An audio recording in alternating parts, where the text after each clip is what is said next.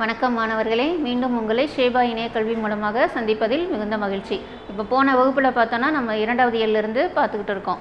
அதன்படி நம்ம இப்போ பார்க்க போகிறது இலக்கண பகுதி தொகைநிலை தொடர்கள். தொகைனாலே மறைந்து வருதல் அப்படின்னு அர்த்தம். தொகைநிலை தொடர்கள் பார்க்குறதுக்கு முன்னாடி சொற்றொடர்னா என்னன்னு பார்க்கலாம்.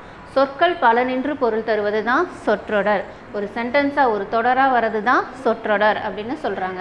இப்போ தொகைநிலை தொடர்கள் பார்த்திங்கன்னா 6 வகைப்படும். என்னென்னா வேற்றுமை தொகை, வினைத்தொகை, பண்புத்தொகை, உவமைத்தொகை, உம்மைத்தொகை, அன்மொழி தொகை. இப்போ தொகைநிலை தொடர்கள்னால் மறைந்து வருதல் அப்படின்னு நம்ம பார்த்துட்டோம். இப்போ அது எப்படி வரும் அப்படின்னா, ஒரு பெயர் சொல்லுக்கு அடுத்து வினைச்சொல் வரும். இப்போ கரும்பு அப்படின்றது பெயர் சொல், சப்ஜெக்ட் பெயர் சொல்னா நம்மளுடைய பேர், இடம், பொருள், அதுதான் பெயர் சொல். தின்றான் அப்படின்றது ஒரு செயலை குறிக்குது, அதனால் வினைச்சொல். பெயர் சொல்லுக்கு அடுத்து வருகின்ற வினைச்சொல். இப்போ இங்கே எடுத்துக்காட்டு பாருங்கள், கரும்பு தின்றான் அப்படின்னு இருக்குது. இங்கே சரியாக வர வேண்டிய வார்த்தை என்னென்னு பார்த்தீங்கன்னா கரும்பை தின்றான் அப்படின்னு வரணும். அப்போ இந்த இடத்துல ஐ அப்படின்ற உருவு வந்து மறைஞ்சிருக்கு. முதலே சொன்னேன் தொகைநிலை தொடர்கள்னால் மறைந்து வருதல்னு, அதனால் இது தொகைநிலை தொடர். இப்போ முதல் வகை வேற்றுமை தொகை. வேற்றுமை தொகைனா நீங்கள் 7ஆம் வகுப்புல இருந்தே படிச்சிருப்பீங்க. வேற்றுமை தொடர் 7 வகைப்படும். 1ஆம் வேற்றுமை, 2ஆம் வேற்றுமை, 8 வேற்றுமை வரைக்கும் படிச்சிருப்பீங்க. அதனுடைய வேற்றுமை உருபுகள் ஐ, ஆர், கு, இன், அது, கண், இந்த 6மே. முதல் வேற்றுமைக்கும் 8ஆம் வேற்றுமைக்கும் உருபு கிடையாது. இந்த 6ல் ஏதாவது ஒரு வேற்றுமை உருபு மறைஞ்சு வந்ததுன்னா அது வந்து வேற்றுமை தொகை. இப்போ எடுத்துக்காட்டு பாருங்கள், மதுரை சென்றான். மதுரை சென்றான் அப்படின்னு போதிங்க மதுரைக்கு சென்றான் அப்படின்னு வரணும். அப்போ இங்கே கூன்ற 4ஆம் வேற்றுமை உருபு வந்து உங்களுக்கு மறைஞ்சு வந்திருக்கு, அதனால் இது வேற்றுமை தொகை. இதிலேயே இன்னொரு வகையும் இருக்குது, வேற்றுமை உருபும் பயனும் உடன் தொக்க தொகை. இப்போ அதுக்கு ஒரு எடுத்துக்காட்டு சொன்னால் உங்களுக்கு ஈஸியாக புரியும். தயிர் குடம் அப்படின்னு இருக்குது. அப்போ இது பிரித்து நம்ம படிக்கும்போது தயிரை உடைய குடம் அப்படின்னு பிரித்து பார்க்கணும். தயிரை அப்படின்னும் போது அங்கே ஐ 2ஆம் வேற்றுமை உருபு வருது. அது கூட நம்ம உடைய அப்படின்னு சேர்க்கிறோம். இது வந்து அதனுடைய பொருளை குறிக்குது, அதாவது அதனுடைய பயனை குறிக்குது. தயிரை வச்சிருக்கிற குடம் அப்படின்றது. இந்த மாதிரி 2ஆம் வேற்றுமை உருவும் ஏதாவது ஒரு பொருள், மோஸ்ட்லி இது வந்து உடைய, ஓட்டும் அந்த மாதிரி வரும். அந்த பயனும் மறைஞ்சி வருது, அதனால வேற்றுமை உருவும் பயனும் உடன் தொக்க தொகை. புரியுதா? அடுத்தது பார்த்திங்கன்னா 2வது வகை வந்து வினைத்தொகை. வினைத்தொகையில் காலம் எப்போவுமே மறைந்து காட்டும். காலம் வந்து 3 வகை காலம் நமக்கு தெரியும். நிகழ்காலம், இறந்த காலம், எதிர்காலம். இப்போ இதில் பார்த்திங்கன்னா இதுலேயும் ஃபஸ்ட்டு வினை வரும், அதுக்கப்புறம் பெயர் சொல் வரும். 3 காலம் இதில். இப்போ வீசு தென்றல்னு எடுத்துக்காட்டு கொடுத்துருக்குறேன். இதை நம்ம எப்படி காலம் நடுவில் இங்கே மறைஞ்சிருக்கு, வீசுகின்ற தென்றல், வீசும் தென்றல், வீசிய தென்றல், 3 காலமுமே இது காட்டும். ஆனால் அந்த காலம் இங்கே வெளிப்படையாக வரல, மறைஞ்சி வந்திருக்கு. அதனால் இது வந்து வினைத்தொகை. அடுத்து நம்ம பார்க்க போகிறது பண்புத்தொகை. பண்புத்தொகையை பொறுத்த வரைக்கும் நிறம், வடிவம், சுவை, அளவு இதை குறிப்பிட்டு வரும். பெரும்பாலும் அதை பிரிக்கும் போது பார்த்திங்கன்னா மை விகுதி காட்டும். அதுவும் இல்லாமல் மை விகுதி காட்டலைன்னா கூட ஆகிய, ஆன இந்த இடைச்சொற்கள் வந்து பொருள் காட்டும். இப்போ ஒரு எடுத்துக்காட்டு பாருங்கள், மை விகுதி வச்சு செந்தமிழ். இதை நம்ம எப்படி பிரிப்போம், செம்மை ப்ளஸ் தமிழ். செம்மை அப்படின்றது ஒரு பண்பை குறிக்குது, இங்கே உங்களுக்கு மை விகுதி வருது, அதனால் இது பண்புத்தொகை. இதே பார்த்திங்கன்னா இன்மொழி அப்படின்னும் போது நமக்கு இனிமையான மொழி, மை விகுதி வருது, இங்கே ஆன அப்படின்ற இடைச்சொல்லும் வருது. இந்த மாதிரி வர்றது பண்புத்தொகை. பண்புத்தொகையிலேயே இன்னொரு வகை இருக்குது. அது என்னன்னு பார்த்திங்கன்னா இரு பெயரொட்டு பண்புத்தொகை. இதை எப்படி பார்க்கணும் அப்படின்னா, இதுக்கு எடுத்துக்காட்டு பார்த்திங்கன்னா உங்களுக்கு புரியும். இப்போ மார்கழி திங்கள், சாரை பாம்பு அப்படின்னு 2 எடுத்துக்காட்டுகள் இருக்குது. இதில் திங்கள் அப்படின்றது பொது பெயர், மார்கழின்றது சிறப்பு பெயர். இப்போ திங்கள்ன்றது மாதத்தை குறிக்கிற இன்னொரு சொல். திங்கக்கிழமையும் இருக்குது, மாதத்தை குறிக்கிறதுக்கும் திங்கள்னு சொல்லுவாங்க. இதையே இவங்க தை திங்கள் சொல்லலாம், சித்திரை திங்கள் சொல்லலாம், நிறையா சொல்லலாம்.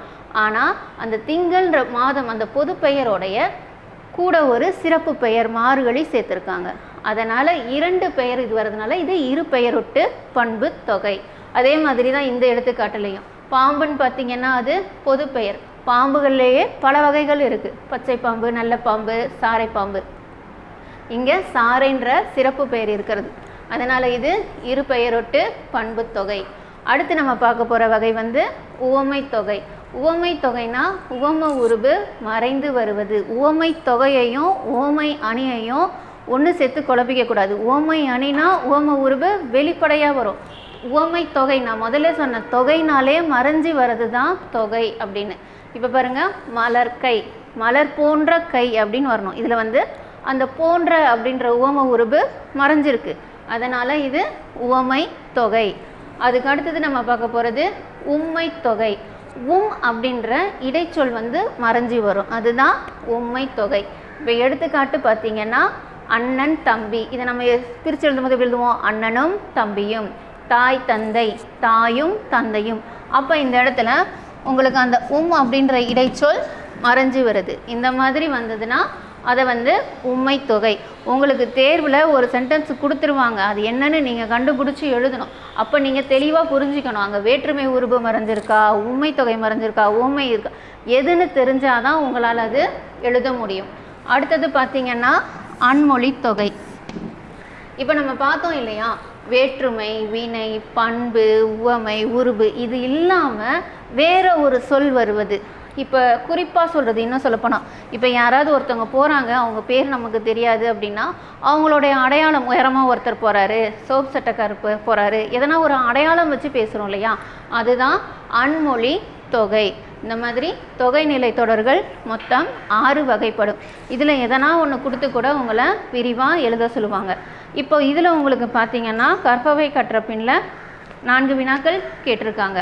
அன்பு செல்வன் திறன்பேசியின் தொடுதிரையில் படித்து கொண்டிருந்தார். இப்போ இதில் அன்பு செல்வன் அங்கே வந்து உங்களுக்கு வண்ணமிட்ட கலரில் கொடுத்துருப்பாங்க, கொஞ்சம் டார்க் கலர்ஸ் இல்லைன்னா வேறு கலரில் கொடுத்துருப்பாங்க. அந்த வேர்டை எடுத்து எழுதி அது எவ்வகையான தொகைநிலை தொடர் அப்படின்னு நீங்கள் எழுதணும். இப்போ அன்பு செல்வன் அப்படின்னும் போது பார்த்தீங்கன்னா அது இருபெயரொட்டு பண்பு தொகையில் வருது. செல்வன்றது அவருடைய பொதுவான பெயர், அவர் அன்பாக இருப்பார். நீங்கள் அன்பு செல்வன்றது சாதாரணமாக ஒரு பெயராக கூட இருக்கலாம், ஆனால் இங்கே சொல்லும்போது இருபெயரொட்டு பண்பு தொகை, அன்புன்ற ஒரு சிறப்பு குணத்தை அவருக்கு கொடுத்து சொல்லியிருக்காங்க. அடுத்தது பார்த்திங்கன்னா தொடுதிரை. தொடுதிரைன்றது இதில் வந்து காலத்தை மறைச்சி காட்டுது. தொடுகின்ற திரை, தொடும் திரை, தொட்ட திரை, அந்த மாதிரி. அடுத்த கொஸ்டின் பார்த்திங்கன்னா அனைவருக்கும் மோர் பானையை திறந்து மோர் கொடுக்கவும் அப்படின்னு கொடுத்துருக்காங்க. இப்போ மோர் பானை ஞாபகம் வருதா? இது நம்ம எங்கே பார்த்தோம்? வேற்றுமை உருபும் பயனும் உடன் தொக்க தொகையில் தயிர் குடம் பார்த்தோம்ல, அதே மாதிரி இங்கே மோர் பானை. இதை பிரித்து எழுதும்போது மோரை உடைய பானை, ஐன்ற 2ஆம் வேற்றுமை உருபும் உடைய அப்படின்ற பயனும் மறைஞ்சி வருது. அவங்க விளக்கம் கேட்டாங்கன்னா நீங்கள் அதை விளக்கி எழுதணும். வெறும் தொடர் வகை மட்டும் கேட்டாங்கன்னா அதை மட்டும் எழுதுனா போதும். அடுத்தது மோர் கொடுக்கவும், மோரை கொடுக்கவும் அப்படின்றத மோர் கொடுக்கவும். அப்போ இதில் 2ஆம் வேற்றுமை உருபு ஐ மறைஞ்சிருக்கு. உங்களுக்கு இந்த வேற்றுமை உருபு எல்லாமே தெளிவாக தெரிஞ்சால் அது என்ன வேற்றுமை உருபுன்னு நீங்கள் எழுதலாம். உங்களுக்கு தெரியலனா கூட வெறும் வேற்றுமை உருபு, வேற்றுமை தொகை அந்த மாதிரியாவது எழுதணும். அடுத்த கேள்வி பார்த்திங்கன்னா வெண்டைக்காய் பொரியல் மோர் குழம்புக்கு பொருத்தமாக இருக்கும். இதுவும் இருபெயரொட்டு பண்புத்தொகை.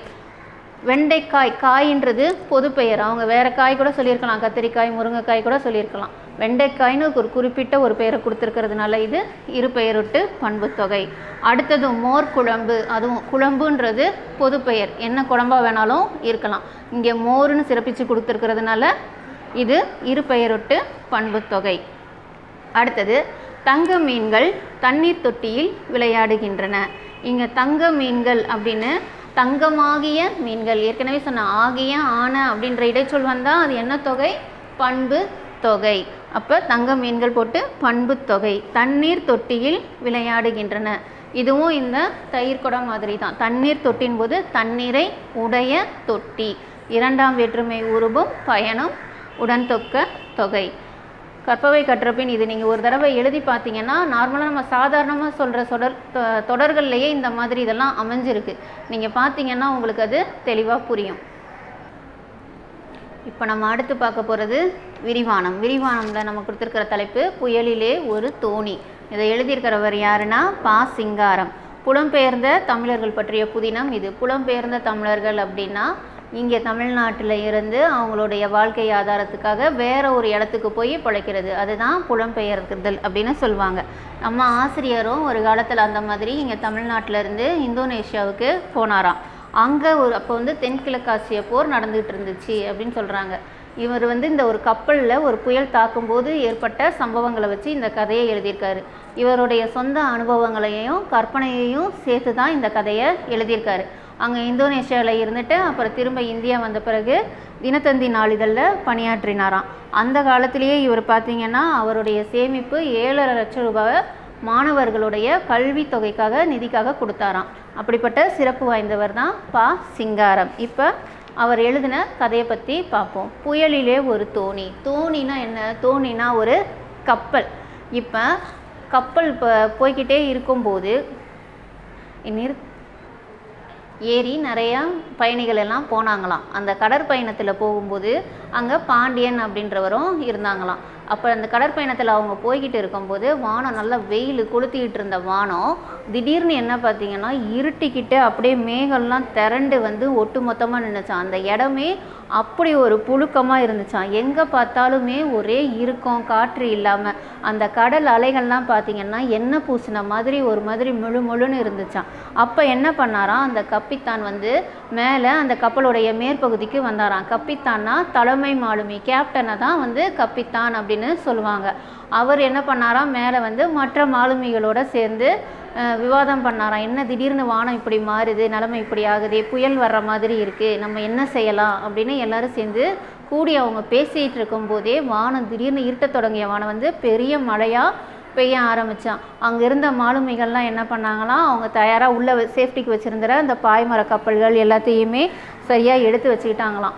அதுக்கப்புறமா அந்த மழை பார்த்திங்கன்னா இடி முழக்கத்தோட பயங்கரமாக பெஞ்சுதான். அந்த தொங்கானே இப்படி அப்படி ஆடிச்சான். தொங்கான்னு சொல்கிறது வந்து கப்பலை தான் இப்படி எப்படி ஆடிச்சு அப்படின்னு சொல்கிறாங்களாம். அந்த சூறாவளி காற்று மழை எல்லாமே ஒன்றோட ஒன்று சேர்ந்து மாற்றி மாற்றி வரும்போது அங்கே இருக்கிற மக்களுக்கு அந்நேரம் என்ன செய்யறதுனே ஒன்றுமே புரியல. திடீர்னு பெய்த மழையினால் எல்லாருமே அந்த கப்பலில் இங்கேயும் அங்கேயுமா ஓடினாங்களாம். பாண்டியனுக்கு என்ன செய்யறதுனே புரியலையாம். அந்த அலைகள் எல்லாம் கடலுக்குள்ளே வந்து அவங்க வச்சிருக்கிற பொருள்கள் எல்லாத்தையுமே இழுத்துக்கிட்டு போயிருச்சான். அங்கே இருந்த மக்கள் வந்து அவங்கவுங்களுக்கு எது கைப்பிடியாக தூணாக இருக்கோ அதை பிடிச்சிக்கிட்டு அவங்கவுங்க வாட்டு இருந்தாங்களாம். அந்த இடமே ஒரு அமைதியாக இல்லாமல் அந்த வானம் பார்த்திங்கன்னா மழையை நெருப்பு மாதிரி கொட்டுச்சான். அந்த அளவுக்கு வந்து விடாத மழை பெஞ்சிக்கிட்டே இருந்ததுனால எல்லாருமே தடுமாறி, இப்போ கப்பல் நிலையாக நின்னாதான் ஒரு இடத்துல நிற்க முடியும். இப்படி எப்படி ஆடும்போது யாரால் அங்கே நிலையாக நிற்க முடியும்? அவங்க உடம்பு எல்லாம் அந்த உப்பு தண்ணி பட்டு அப்படியே உடையோட இறுக்கமாக ஆயிடுச்சு அப்படிங்கிறாங்க. எப்படி என்ன பண்ண போகிறோன்னு யாருக்குமே எதுவுமே ஒரு புரியாத நிலை. அவங்க வச்சுருந்த அப்போ அந்த மாலுமிகள்லாம் என்ன வச்சுருந்தாங்களாம், அவங்க வச்சுருந்த அந்த கனமான பொருள்கள் எல்லாத்தையுமே என்ன பண்ணாங்களாம், அந்த கடலில் தூக்கி எறிஞ்சிட்டாங்களாம். கனமான பொருள் இருந்து தண்ணீர் இருந்தால் தண்ணீரில் மூழ்கிடும் இல்லையா, அதனால் கனமான பொருள்கள் எல்லாத்தையுமே தூக்கி விசிறி அடிச்சிட்டாங்களாம். அங்கே இருக்கிற ஒரு சில பாய்மர கப்பல்கள் கூட நொறுங்கி இடிச்சு அந்த இடி மின்னல் மழையினால் எல்லாமே நொறுங்கி போயிருச்சான். என்ன செய்யறதுனே யாருக்குமே புரியாத ஒரு சூழ்நிலை. அன்னைக்கு வந்து அவங்க சாப்பிடவும் இல்லை. அந்த கப்பல் பார்த்திங்கன்னா அந்த கடல் அலைக்கு ஏற்றவாறே போகலை. அதுவாட்ட அதோடைய திசைக்கு அந்த புயல் காற்று இப்படி அடித்தா இந்த பக்கம் அந்த பக்கம் மாறி மாறி போயிட்டு இருந்தது. அந்த மாலுமிகளுக்கு அந்த கப்பித்தானுக்கெல்லாம் இந்த கப்பல் எந்த திசையிலேருந்து போகுதுன்னு கூட புரியாமல் அவங்கெல்லாம் ரொம்ப தள்ளாட்டமாக இருந்தாங்களாம். இது எல்லாம் நடந்து ஒரு 3 நாள் இதே மாதிரி திரும்ப திரும்ப இருக்கும்போது திடீர்னு அதுக்கு அடுத்த நாள் தான் கொஞ்சம் சூரிய வெளிச்சம் தெரிய ஆரம்பிச்சுதான். சூரிய வெளிச்சத்தை பார்த்தோன்னே தான் அங்கே இருந்த மக்களுக்கு நம்ம உயிர் பிழைச்சோம் அப்படின்ற ஒரு நம்பிக்கையும் வந்துச்சான். என்ன பண்ணாங்க, அதுக்கப்புறம் அந்த பழுதடைந்த கப்பல் ஓரத்துல எல்லாம் நொறுங்குச்சின்னு சொன்னேன் இல்லையா, அந்த பழுதடைந்த கப்பல் எல்லாத்தையுமே சரி பார்த்தாங்களாம். அவங்க தூக்கி எறிஞ்ச பொருட்கள் எல்லாம் கூட கடலில் மிதந்துக்கிட்டே வந்ததான். அவங்களுக்கு தேவையானது கூட அவங்க அப்படியே எடுத்துக்கிட்டாங்க அப்படின்னு சொன்னாங்க. அந்த நொறுங்கி விழும்போது கடல் நீர் எப்படினாலும் அந்த கப்பலுக்குள்ளே கொஞ்சம் வந்திருக்கும். அந்த நீரை வந்து பவ்வ நீர் அப்படின்னு சொல்கிறாங்க. அதை மாலுமிகள் அங்கே இருந்த மக்கள் எல்லாம் சேர்த்து வெளியேற்றி அந்த கப்பலை சரி பார்த்த உடனே பாண்டியன் வந்து சுற்றி முற்றி நாற்புறமும் அந்த கடலை பார்க்குறான். இந்த கடல் வந்து இந்த புயல் காற்று எவ்வளோ நேரம் நடந்ததுன்னு கூட அவனுக்கு புரியல. யாருமே எப்போ நடந்ததுன்னு கடிகாரத்தையும் பார்க்கல. அந்த புயல் அடித்து ஓஞ்ச போது அந்த கடிகாரத்தை பார்க்கும்போது அந்த கடிகாரமும் அங்கே வேலை செய்யலை. தொங்கான் வந்து கொஞ்சம் தட்டுத்தடுமாறி இருந்தது. இப்போ சூரிய வெளிச்சம் வந்த பிறகு தான் தொங்கான் வந்து மாலுமியோட கட்டுப்பாட்டுக்குள்ளே வந்து அதன் திசையில் தொங்கான் போக ஆரம்பிச்சிச்சான். அவங்க போக வேண்டிய இடம் வந்து பினாங்கு. இன்னும் எவ்வளோ நேரம் அங்கே நாள் ஆகும் அப்படின்றதே அவங்களுக்கு புரியலை. அப்போ கப்பித்தான் என்ன பண்ணுறாரு, கப்பலுக்கு மேல் பக்கம் வந்து பார்க்குறாரு, வானத்தை கடலை பார்க்குறாரு. அவருக்கு கொஞ்சம் அப்போ தான் நிம்மதியாக ஆகுது, நிலைமை இப்போ தான் கொஞ்சம் சரி வர ஆரம்பிச்சிருக்கு அப்படின்னு. அப்போ பாண்டியன் போய் அந்த கப்பித்தான்கிட்ட கேட்குறாரு, நம்ம இன்னும் எத்தனை நாள் ஆகும் போய் சேர அப்படின்னு. அவர் சொல்கிறாரு, இன்னும் ஒரு 2 நாளில் நம்ம போய் சேர்ந்துடலாம் அப்படின்னு சொல்கிறாங்க. இத்தனை நாளுமே அவங்களுக்கு அங்கே அந்த கடலில் எல்லாம் அடிச்சுட்டு போனதுனால அவங்களுக்கு சாப்பிட்றதுக்கு கூட எதுவுமே இல்லை. ஆனால் அந்த கடல் ஓஞ்ச பிறகு, அந்த புயல் காற்றெல்லாம் ஓஞ்ச பிறகு பார்க்கும்போது அந்த கடல் பார்க்க அவனுக்கு அழகாக தெரிஞ்சுதான். அங்கே இருந்த பறவை மீன்கள், அவுளியா பறவைன்றதெல்லாம் ஒரு மீன் வகை, அதெல்லாம் அந்த கடலில் எழுந்து குதித்து விளையாடுறது பார்க்கும்போது இவனுக்கும் கொஞ்சம் நல்லா இருந்தது அப்படின்னு சொல்கிறாங்களாம். 2 நாள் வந்து இப்படியே மாறி மாறி போன பிறகு அவங்க எல்லாருமே 5ஆவது நாள் வந்து அந்த கடற்கரையோரத்தை அடையிறாங்க.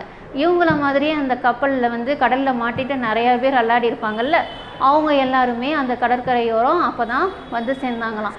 ஒருத்தரை பார்த்து ஒருத்தர், நீங்கள்லாம் எங்கேருந்து வரீங்க அப்படின்னு கேட்டுக்கிட்டாங்களாம். அங்கே அந்த பினாங்கு துறைமுகத்தை போனவுடனே எல்லாருமே சேர்ந்து அப்போ சந்தோஷமாக இருந்தாங்களாம். அங்கே இருந்த அந்த சுமத்ரா பிரயாணிகள் அவங்களாம் ஒரு சிலர் வந்திருந்தாங்களாம். அவங்களும் வந்து இவங்களை பார்த்து தமிரோ அப்படின்னு கேட்டாங்களாம். தமிரோனா தமிழரா அப்படின்னு கேட்குறாங்க. இவங்களும் ஆமாம், நாங்கள் தமிழ்நாட்டிலேருந்து தான் வந்திருக்கோம் அப்படின்னு சொன்னவுடனே அவங்க போய் அங்கே அந்த சுங்க அலுவலகத்தில் போய் அவங்க ஊருக்கு போகிறதுக்கான முத்திரை சீட்டை வாங்கிட்டு கிளம்புறாங்க.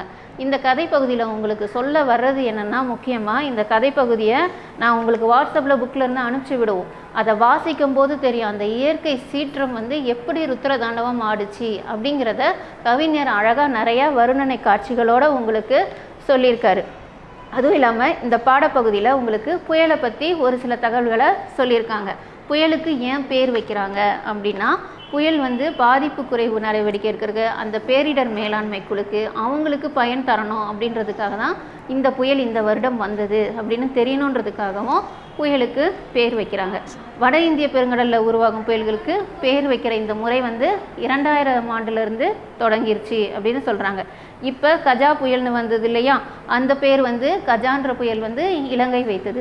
அடுத்தது வந்து பெய்டி அப்படின்ற புயல் வந்து தாய்லாந்து தந்தது.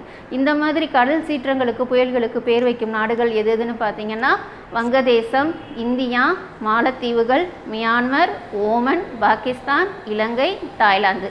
இந்த நாடுகள் எல்லாமே புயலுக்கு பேர் வைக்கின்றன. இப்போ உங்கள் புக் பேக்கில் பார்த்தீங்கன்னா, சொற்களில் மறைந்துள்ள தொகைகளை அடையாளம் கண்டு தொடரில் அமைக்க. இப்போ நம்ம எடுத்தோல்லையா இன்றைக்கி இலக்கண பகுதி, அதை வச்சு தான் இதில் கேள்வி இருக்குது. இதில் வந்து முதல் இது வந்து அவங்களே உங்களுக்கு விடை கொடுத்துருக்குறாங்க. இன்சொல்னா பண்பு தொகை, இனிமையான சொல். அதே மாதிரி எழுகதிர் அப்படின்னு பார்த்தீங்கன்னா அது வினைத்தொகை, காலம் மறைந்து வருகிறது. எழுகின்ற தொகை, எழும் தொகை, எழுந்த தொகை. அதே மாதிரி உங்களுக்கு கீரி பாம்பு, பூங்குழல் வந்தாள், மலை வாழ்வார், முத்துப்பல். இந்த 4மே நீங்கள் முயற்சி செய்து பார்த்து எழுதுங்க. அதே மாதிரி உங்களுக்கு மொழியோடு விளையாடலை பார்த்தீங்கன்னா, சொல்லை கண்டுபிடித்து புதிரை விடுவிக்க அப்படின்னு கொடுத்துருக்காங்க. இதெல்லாம் எளிமையானது, அவங்களே ஆன்சர் கொடுத்துருக்காங்க, நீங்கள் சூஸ் பண்ணி தான் எழுதுவீங்க. பழமொழி மாதிரி இருக்குது, முதல் 2ஐ நீக்கினாலும் வாசனை தரும், நீக்காவிட்டாலும் வாசனை தரும். உங்களுக்கு அங்கே க்ளூ கொடுத்துருக்காங்க, அதை வச்சு நீங்கள் இது வந்து நீங்களாகவே முயற்சி செய்து பார்க்கலாம். 10வது படிக்கிற பிள்ளைங்க நீங்கள் உங்களுக்கு இது வந்து எழுத தெரிஞ்சிருக்கணும், அதனால் நீங்களே இதை வாசித்து பாருங்கள். அதன் மாதிரி பார்த்தீங்கன்னா, நயமிகு தொடர்களை படித்து ஏற்ற தலைப்புகளை எடுத்தெழுதுக. இப்போ நம்ம துணை பாடத்தில் சொன்ன இயற்கை சீற்றத்தை வச்சு நிறையா வருணனை தொடர்கள் அதெல்லாம் இருக்குது அப்படின்னு. அப்போ அதுக்கு தலைப்பும் அழகாக கொடுக்கணும் இல்லையா. இப்போது உங்களுக்கு இதில் 6 கேள்விகள் கேட்டிருக்காங்க. கீழே இதுக்கும் உங்களுக்கு ஆன்சர் கொடுத்துருக்காங்க, நீங்கள் தான் சூஸ் பண்ணி எழுத போகிறீங்க. அந்தந்த இயற்கை சீற்றம், இயற்கை அழகு, சீற்றம் அந்த மாதிரி கலந்து கொடுத்துருக்காங்க. அந்த தொடரை வாசித்து பார்த்து அதுக்கு ஏற்ற மாதிரி என்ன தலைப்பு கொடுக்கலாம் அப்படின்னு நீங்கள் இது பண்ணி மார்க் பண்ணுங்கள். இந்த வேலையை பாருங்கள். அதே மாதிரி உங்களுக்கு வாழ்த்து மடல் கொடுத்துருக்காங்க. போன முதல் எண்ணில் பார்த்தீங்கன்னா, சான்றோர் வளர்த்த தமிழ்னு கட்டுரை கொடுத்துருந்தாங்க. இதில் உங்களுக்கு வாழ்த்து மடல் கடிதம் வந்து உங்களுக்கு 5 மார்க் வினாக்களில் 5 மதிப்பெண் வினாக்களில் வரும். மாநில அளவில் நடைபெற்ற மரம் இயற்கையின் வரம் எனும் தலைப்பிலான கட்டுரை போட்டியில் வெற்றி பெற்று முதல் பரிசு பெற்ற தோழனை வாழ்த்தி மடல் எழுதுக அப்படின்னு கொடுத்துருக்காங்க. இப்போது வாழ்த்து மடல் அப்படின்னாலே அதில் அனுப்புனர் பெறுநர்லாம் வரக்கூடாது. கடிதம் எழுதுகிற முறைக்கு உங்களுக்கு மதிப்பெண் உண்டு. நீங்கள் உள்ள அந்த கண்டென்ட் உள்ள பாடத்தில் எது வேணாலும் எழுதலாம். உங்கள் நண்பனுக்கு எழுதும்போது நீங்கள் சொந்தமாக எழுத போகிறீங்க. எழுதும்போது அங்கே தேதி, இடம், அப்புறம் அன்புக்குரிய தோழனோ தோழியோ போட்டு என்ன எழுத போகிறோம் அப்படின்னு நமக்கு என்ன கொடுத்துருக்காங்க, மரம் இயற்கையின் வரம் அப்படின்ற ஒரு தலைப்பில் உங்களுடைய நண்பர் ஒரு கட்டுரை எழுதுகிறாரு. அதுக்கு அவருக்கு முதல் பரிசு கிடச்சிருக்கு. அப்போ நீங்கள் என்ன எழுதணும், எழுதும்போது நலம், உங்கள் வீட்டில் எல்லோரும் நலமா அப்படின்னு கேட்டு விசாரித்து எழுதிட்டு அதுக்கப்புறம் நீ இந்த கட்டுரை போட்டியில் வெற்றி பெற்றதுக்கு நான் ரொம்ப மகிழ்ச்சி அடைகிறேன், மேற்கொண்டு நீ இன்னும் நிறைய போட்டிகளெல்லாம் கலந்துக்கணும், வெற்றி அடையணும் அப்படின்னு வாழ்த்துற மாதிரி எழுதிட்டு, எப்போயுமே நண்பனுக்கு எழுதும்போது கீழே நன்றி போடக்கூடாது. இப்படிக்குன்னு போட்டு உங்கள் பேர், கீழே உரைமேல் முகவரி கண்டிப்பாக எழுதணும். உங்கள் கைடில் பார்த்தீங்கன்னா உரைமேல் முகவரி கொடுத்துருக்க மாட்டாங்க ஒரு சில இதில், ஆனால் அதுவும் கண்டிப்பாக எழுதினா தான் முழு மதிப்பெண் கிடைக்கும். இது தொடர்பானது எல்லாமே உங்களுக்கு வாட்ஸ்அப்பில் நாங்கள் அனுப்பிச்சி விடுறோம், படித்து எழுதுங்க. நன்றி மாணவர்களே.